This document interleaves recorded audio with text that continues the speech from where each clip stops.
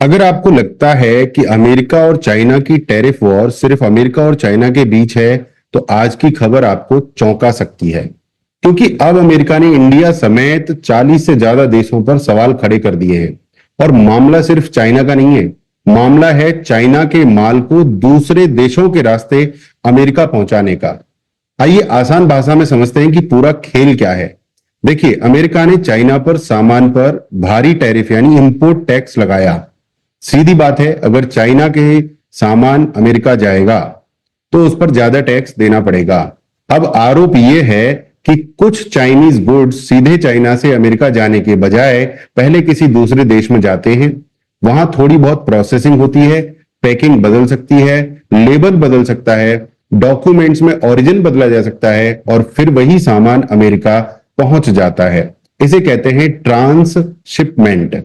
अब अमेरिका का आरोप है कि इस तरीके से चाइनीज गुड्स की असली पहचान छिपाकर टैरिफ से बचने की कोशिश हो रही है। और यहां से कहानी में इंडिया का नाम आता है। व्हाइट हाउस की नई रिपोर्ट में इंडिया को उन 40 से ज्यादा देशों में रखा गया है जिन्हें चाइनीज गुड्स के पॉसिबल ट्रांसशिपमेंट रिस्क के तौर पर देखा जा रहा है।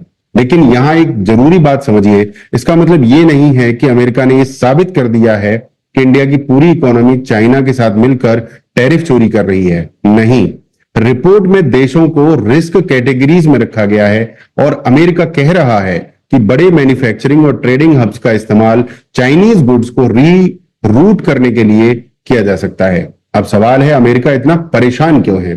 व्हाइट हाउस का दावा है कि इस तरह के ट्रांसशिपमेंट के कारण अमेरिका को हर साल करीब 19 से 26 बिलियन डॉलर्स की टैरिफ रेवेन्यू का नुकसान हो सकता है। यानी मोटा मोटी समझिए, अरबों डॉलर का खेल है। और ट्रंप एडमिनिस्ट्रेशन अब इसे रोकने के लिए एआई का इस्तेमाल करने की तैयारी में है। एक सिस्टम की बात की जा रही है जिसे डिटेक्टिव बॉर्डर कहा गया है। यह system shipments, trade data, product origin और दूसरी जानकारी को देखकर यह पकड़ने की कोशिश करेगा कि सामान वास्तव में कहां बना है। मतलब अब बॉर्डर पर सिर्फ आदमी नहीं, एआई भी पूछेगा, भाई माल कहां से आया है। और अगर डॉक्यूमेंट्स में गलत जानकारी मिली तो अमेरिका पीछे जाकर भी टैरिफ लगा सकता है। अब असली सवाल इंडिया के लिए है, क्या इंडिया के लिए खतरे की घंटी है? तो है, कुछ हद तक है, क्योंकि इंडिया आज अमेरिका के साथ अपना ट्रेड बढ़ाना चाहता है। इंडिया खुद को चाइना के ऑल्टरनेटिव मैन्युफैक्चरिंग हब के रूप में भी आगे बढ़ाना चाहता है। ऐसे में अगर अमेरिका को लगे कि चाइनीज गुड्स बस चाइना से निकलकर इंडिया में घूम रहे हैं और फिर मेड समवेयर एल्स लिखकर अमेरिका पहुंच रहे हैं, तो इंडिया के एक्सपोर्टर्स के लिए परेशानी बढ़ सकती है। कस्टम्स चेकिंग बढ़ सकती है, डॉक्यूमेंटेशन ज्यादा सख्त हो सकता है और कुछ प्रोडक्ट्स पर एक्स्ट्रा एक्शन भी हो सकता है। लेकिन दूसरी तरफ यही सिचुएशन इंडिया के लिए एक बड़ा मौका भी है। अगर इंडिया सच में मैन्युफैक्चरिंग बढ़ाता है, अगर चाइनीज कंपोनेंट्स पर डिपेंडेंस धीरे धीरे कम करता है, अगर यहां एक्चुअल वैल्यू एडिशन होता है, तो दुनिया के सामने इंडिया की पोजीशन और भी मजबूत हो सकती है। क्योंकि अमेरिका और चाइना की लड़ाई सिर्फ टैरिफ की लड़ाई नहीं है, ये असल में सप्लाई चेन की लड़ाई है।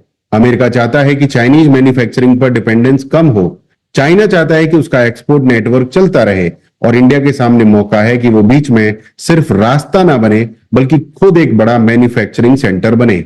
यही सबसे इंपॉर्टेंट बात है, क्योंकि सिर्फ चाइना का सामान इंडिया में लाकर, स्टिकर बदलकर और आगे भेजकर इंडिया लॉन्ग टर्म में बड़ी इकोनॉमी नहीं बनेगा। इंडिया को खुद बनाना पड़ेगा अपने प्रोडक्ट्स, अपनी टेक्नोलॉजी, अपनी सप्लाई चेन, अपनी ब्रांड्स और अपनी मैन्युफैक्चरिंग पावर। तो दोस्तों, अमेरिका ने इंडिया का नाम लिया है, लेकिन इसे सिर्फ आरोप की खबर बनाकर देखने के बजाय एक बड़ा इकोनॉमिक सिग्नल समझिए। दुनिया की सप्लाई चेन बदल रही है, चाइना और अमेरिका की लड़ाई जारी है और इस पूरी लड़ाई में इंडिया के सामने दो रास्ते हैं। एक, दूसरों का माल आगे भेजने वाला देश बन जाओ, दूसरा रास्ता है दुनिया का अपना मैन्युफैक्चरिंग पावर हाउस बनना। और मेरा मानना है भारत को दूसरा रास्ता चुनना चाहिए। अगर आपको ऐसी इंटरनेशनल न्यूज को आसान भाषा में सीधा और बिना घुमाए विश्लेषण पसंद है और चाहिए, तो चैनल को सब्सक्राइब कीजिए, हमें फॉलो कीजिए। मैं हूं Sunil Chaudhary, digital coach and आपका तांडव गुरु। मिलते हैं अगली बड़ी खबर में। जय हिंद, वंदे मातरम।